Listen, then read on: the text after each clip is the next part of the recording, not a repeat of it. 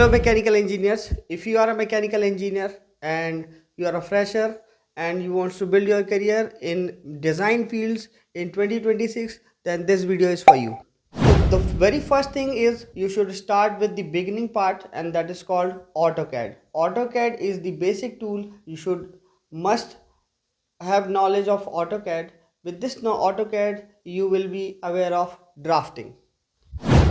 The second part is you should have knowledge of GD&T, geometric dimensioning and tolerance. Through GD&T, you will be able to understand the drawing part. The third part is if you want to build your career as a design engineer field, so you should have a knowledge of SolidWorks. SolidWorks is a tool which help you to create 3D models. Now the fourth part is ANSYS. ANSYS is basically the simulation part where you can find out the feasibility of the product. So don't worry about it. We NITDP is help you for that, and we will help you to build your career in design fields. So visit NITDP or you can call in the given number.